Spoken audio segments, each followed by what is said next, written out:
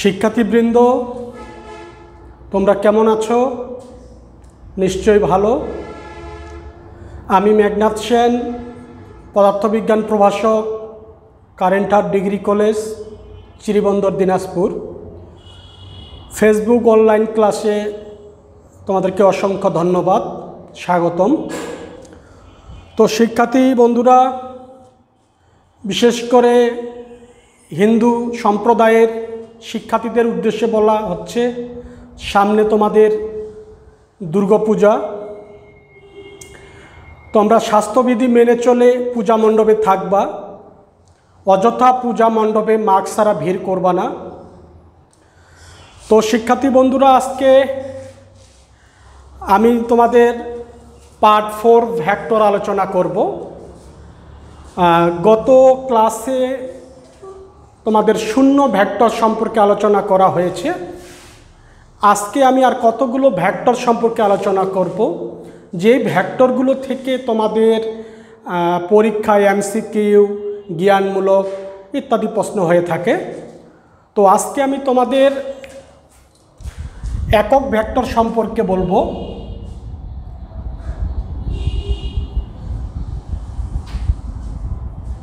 একক ভেক্টর, একক ভেক্টর হচ্ছে ভেক্টরের মান এক একক, অর্থাৎ যে ভেক্টরের মান এক একক তাকে একক ভেক্টর বলা হয়। আবার বলা যায় মান শূন্য নয়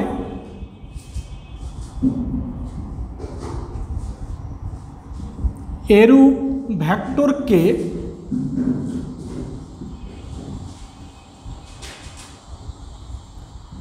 তার মান দ্বারা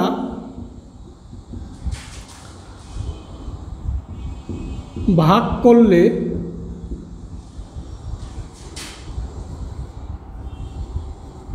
একক ভেক্টর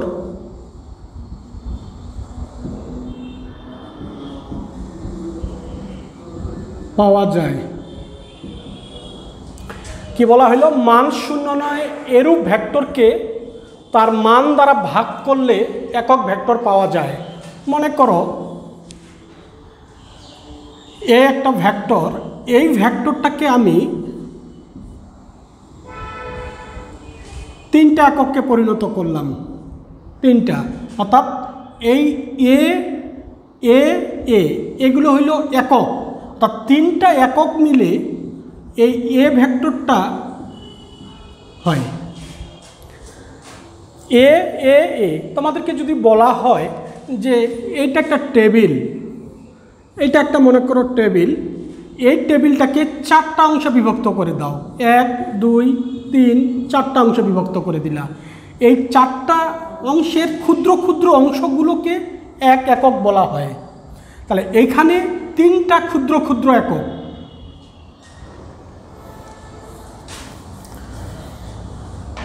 তো দেখো এ ভেক্টর 3a, তাহলে এ ইকুয়াল কি পাচ্ছি আমরা? a/3। তাহলে এ ভেক্টরটার মান কি শূন্য? মান শূন্য নয়। তার কি দ্বারা ভাগ করছি? মান দ্বারা ভাগ করছি।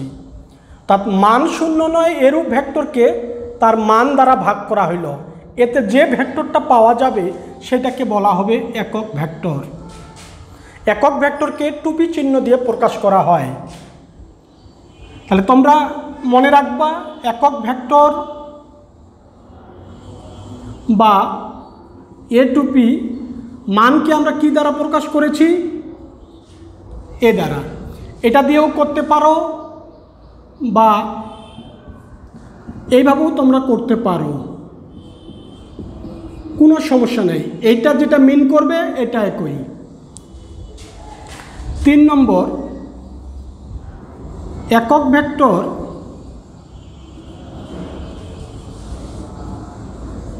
মূল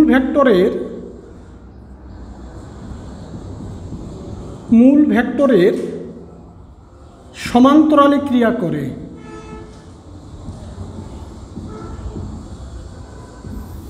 অর্থাৎ এটা যদি ভেক্টর হয়, এ ভেক্টর, একক ভেক্টরটা ওই দিকেই থাকবে, ওর সমান্তরালে ক্রিয়া করবে। তাহলে আমরা বলতে পারি একক ভেক্টর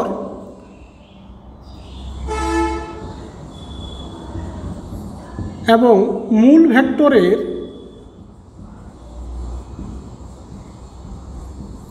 ভেক্টরের মধ্যবর্তী কোণ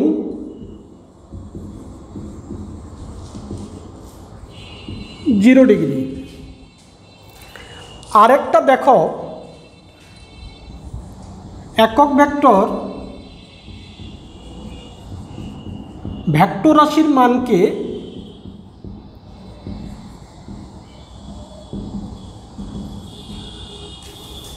ভেক্টরে রূপান্তর করে।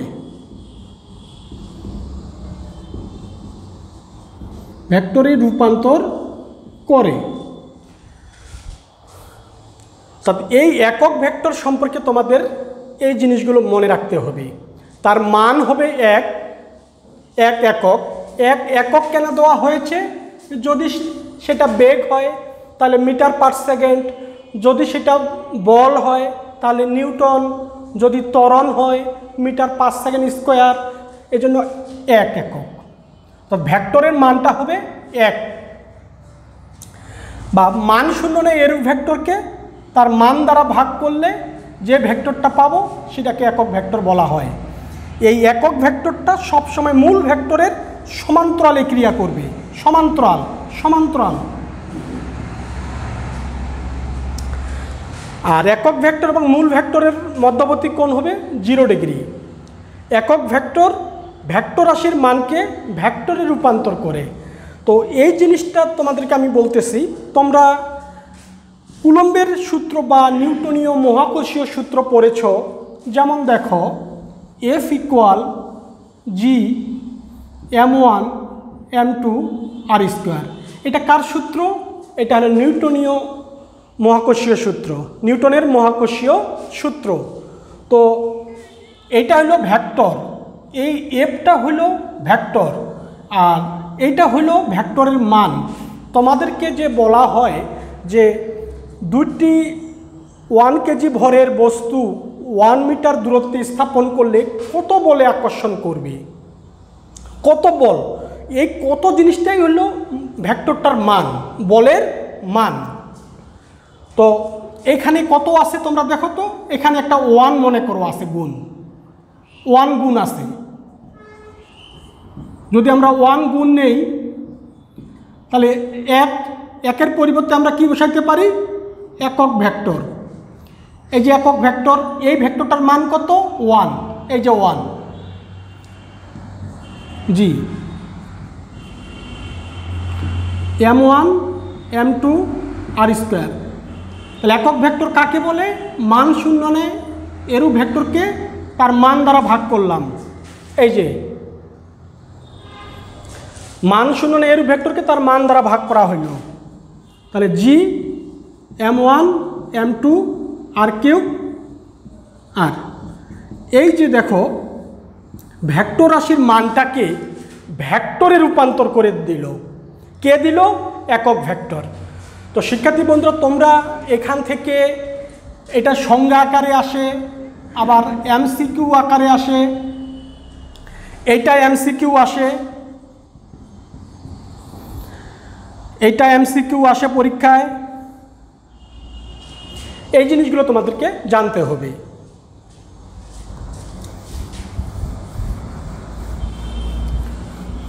এখন আমরা আলোচনা করব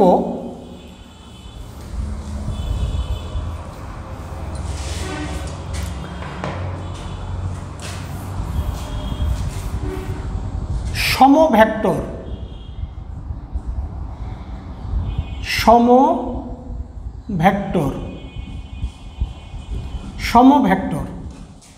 সমভেক্টরটা হইল 2 বা ততোধিক ভেক্টর থাকবে, 2 বা ততোধিক ভেক্টর থাকবে,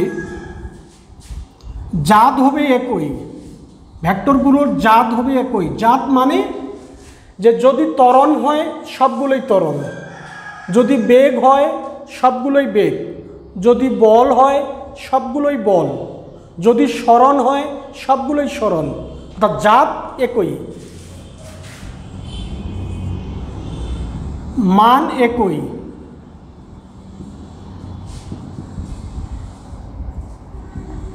একই দিকে ক্রিয়াশীল,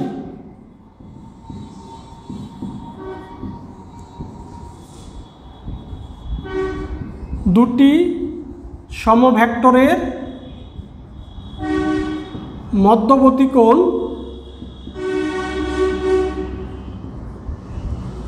0 ডিগ্রি। তো দেখো, মনে করো VA equal 10 metre per second, VB equal 10 metre per second, VC equal 10 metre per second.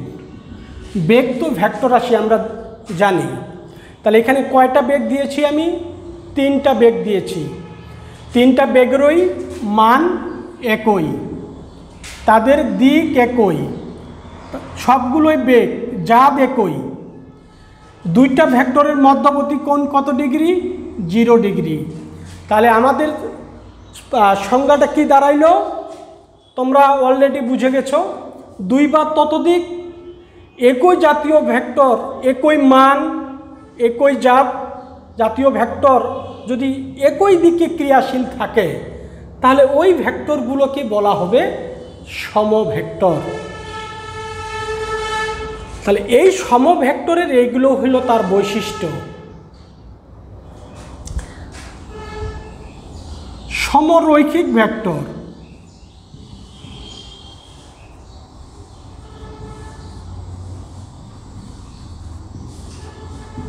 সমরৈখিক vector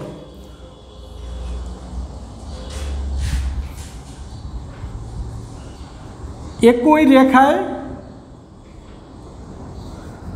2 বা ততোধিক ভেক্টর, 2 বা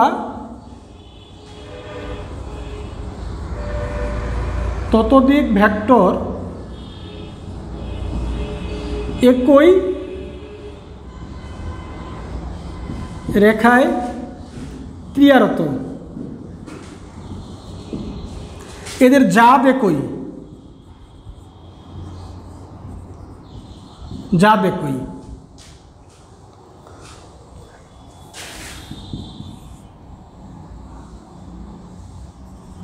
মধ্যবর্তী কোণ, 2টি ভেক্টরের মধ্যবর্তী কোণ থিটা ইকুয়াল মনে করো 0 ডিগ্রি। তো এইটার আর এইটার পার্থক্য হইল সমরৈখিক আর সম।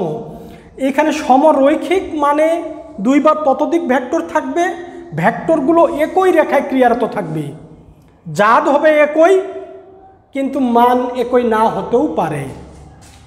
মনে করো এখানে একটা VA 10 metre per second, VB 8 meter per second, VC 5 meter per second. তো যদি আমরা দেখাই, এটা হলো VA, এটা হলো VC, VB, এটা হলো VC।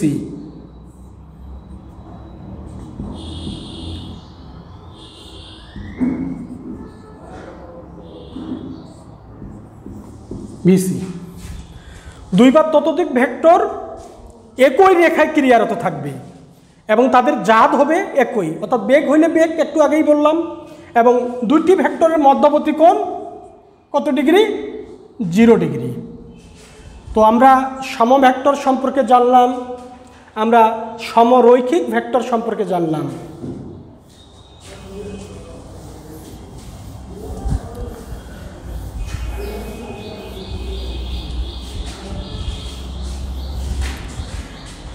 বিপরীত ভেক্টর,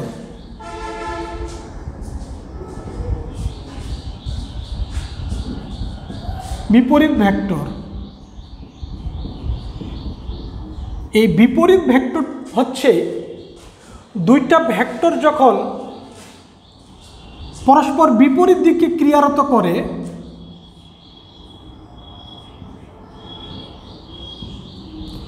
তখন একটির সাপেক্ষে অপরটিকে বিপরীত ভেক্টর বলা হবে। কখনো একটা ভেক্টর দিয়ে তুমি বিপরীত কল্পনা করতে পারবা না। দুইটি ভেক্টর থাকবে, পরস্পর বিপরীত দিকে ক্রিয়ারত থাকবে, তখন একটির সাপেক্ষে অপর ভেক্টরটিকে বিপরীত ভেক্টর বলা হয়। মনে করো এখন বিপরীত ভেক্টর কোনটা? বিপরীত ভেক্টরকে আমরা এটা প্রকাশ করতেছি, এর অভিমুখ হচ্ছে ডান দিকে, এর অভিমুখ হলো বাম দিকে, যেটা এর সাপেক্ষে এ বিপরীত, এই ভেক্টরটাকে বলা হচ্ছে বিপরীত ভেক্টর। এটাকে তোমরা ঋণাত্মক ভেক্টরও নিতে পারো, ঋণাত্মক ভেক্টরও একে বলা যায়, ঋণাত্মক ভেক্টর এর সাপেক্ষে। কখনো এটা যদি না থাকে, কখনো একাই এই ভেক্টরটাকে তুমি বিপরীত ভেক্টর বলতে পারবা না। বিপরীত ভেক্টর বলতে গেলে কারো সাপেক্ষে তোমাকে বিবেচনা করতে হবে, কোনো ভেক্টরের সাপেক্ষে বিবেচনা করতে হবে।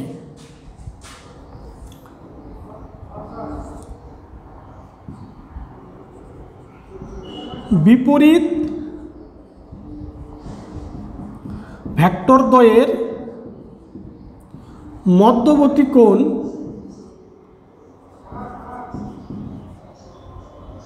180 ডিগ্রি। মনে করো এ ভেক্টর, এদিকে হইল বি ভেক্টর, এই কোণটা 180 ডিগ্রি।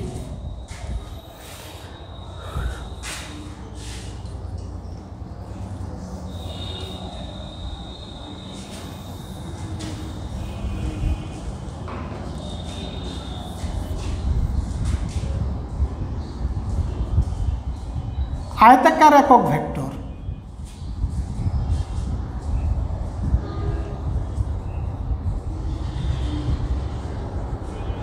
আয়তাকার একক ভেক্টর, এই আয়তাকার একক ভেক্টর হচ্ছে এইটা একটা ত্রিমাত্রিক স্থানাঙ্ক ব্যবস্থা, এক্স ওয়াই জেড, ত্রিমাত্রিক স্থানাঙ্ক ব্যবস্থা। এই ত্রিমাত্রিক স্থানাঙ্ক ব্যবস্থার এক্স অক্ষের ধনাত্মক দিক হইল এদিকে, ওয়াই অক্ষের ধনাত্মক দিক হইল উপরের দিকে, জেড অক্ষের ধনাত্মক দিক হইল, এইভাবে করা সেটা থাকে। আসলে এইভাবে তো লেখা আমাদের যাবে না, এই জন্য এটাকে শোয়ায় দেওয়া হয়। অর্থাৎ এই তিনটা অক্ষ পরস্পরের সাপেক্ষে 90 ডিগ্রি কোণে আছে, 90 90 90। অর্থাৎ ঘরের যে কোণটা আছে তোমাদের বাড়িতে বা বাসাতে, ঘরের যে কোণটা আছে ওখানে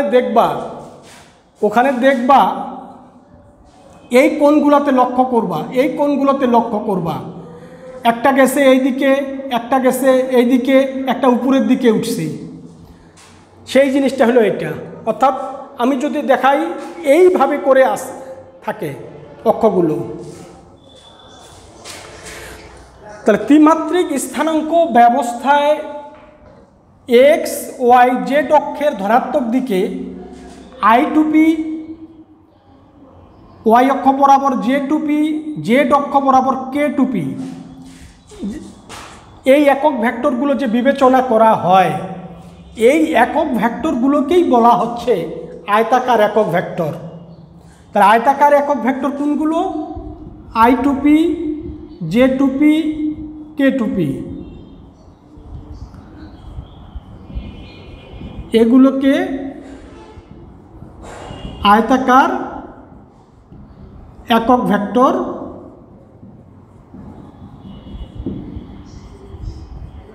বলা হয়। তবে তোমাদের সংজ্ঞা যখন দিতে যাবা তখন তোমাকে অবশ্যই বলতে হবে ত্রিমাত্রিক স্থানাঙ্ক ব্যবস্থায় এক্স ওয়াই জেড অক্ষের ধনাত্মক দিকে আই টু পি, জে টু পি এবং কে টু পি যে একক ভেক্টরগুলো বিবেচনা করা হয় সেগুলোকে বলা হচ্ছে আয়তাকার একক ভেক্টর। তো তোমরা একটা জিনিস মনে রাখবা, এখানে I টু P, J টু P, K টু P একক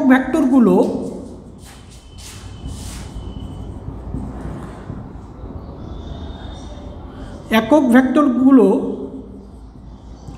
পরস্পর লম্ব ভাবে অবস্থান করে, অর্থাৎ I এবং J এর মধ্যবর্তী কোণ 90 ডিগ্রি, J এবং K এর মধ্যবর্তী কোণ 90 ডিগ্রি, K এবং I এর মধ্যবর্তী কোণ 90 ডিগ্রি।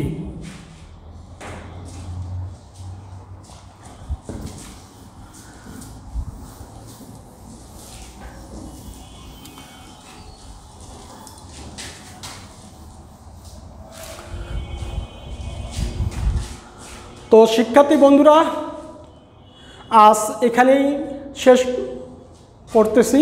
আমি আগামী ক্লাসে আরও ভেক্টর সম্পর্কে কয়েকটা আলোচনা করব।